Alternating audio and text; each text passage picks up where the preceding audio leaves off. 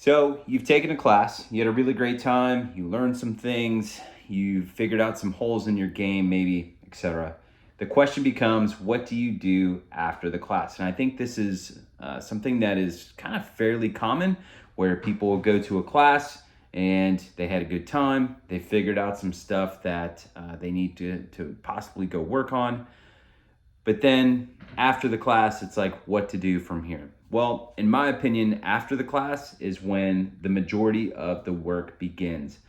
Now, the majority of the work should start beginning on the things that you figured out you need to work on, right? AKA the holes in your game.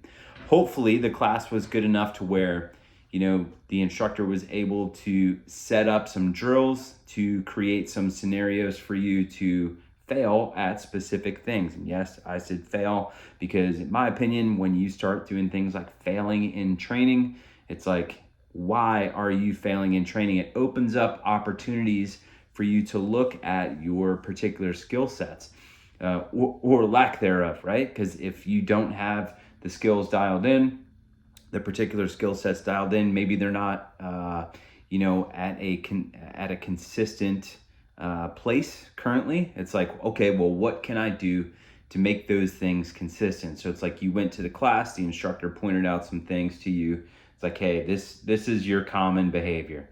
Maybe it's like something simple, like every time you shoot, a partial or maybe that mini popper at distance, like you really shove on the gun because maybe like you start staring at the dot and then you try to like time the shot, whatever the case may be.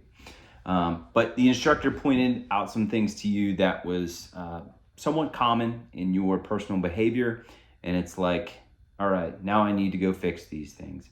So I think from here, the question becomes like what to do. So you take those things from the class that you figured out that they need help. These are the things that I need to go work on. Or maybe it's something completely new, whatever.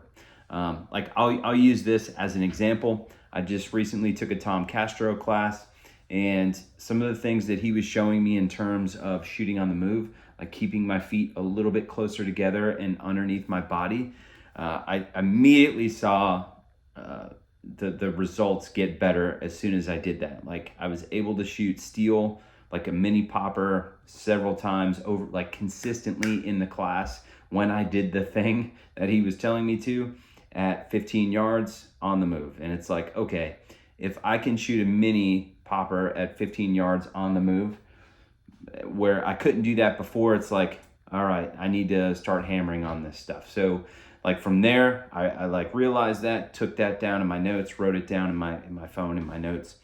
And, I'm setting up drills like I did this morning. The class was this past weekend. This morning, set up drills to basically look at that particular skill. So I had some steel that I was able to shoot on the move, where all I'm doing is trying to execute this particular technique that he showed me, and then I'm assessing, hey, did it work, did it not, was I actually doing the thing, etc.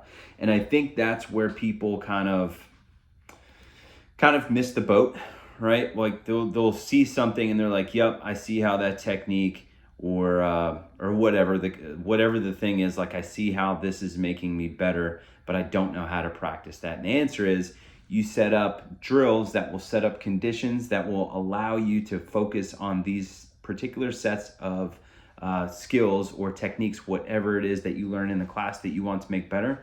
You set up drills that allow you to go focus on that particular thing. So it's not really about the drill, but it's about the skills that you are trying to not only pull out of that particular drill, but trying to like assess and become more and more and more consistent at. This is why drills, they're a good thing because they will allow you to become consistent at a component set of skills. But if you just go out and just like, hey, I'm just going to shoot this drill that we did at this class, it's like you're not really getting skills out of it. So from there, it's like you go set up a drill that will allow you to focus on the particular set of skills that you want to get better at. And I think from there, it's just a matter of becoming more and more aware of the thing that you are trying to do, right? And the way that you become aware of it is, it's like, again, you'll isolate these component skills, and while you're doing it, you're trying to, more or less like look at how it's going, right? Is it going good? Is it going bad? And why? If it's not going good, why is it not going good? Am I actually doing the thing? Maybe you're putting up a video so you could like see how you're actually doing it, because maybe you don't feel it or see it yet. And you could look on the video frame by frame and you're like, oh, there's that thing that I'm doing again. Like I have to try to change that. I didn't even know that I was doing that yet. So you become more and more aware of things.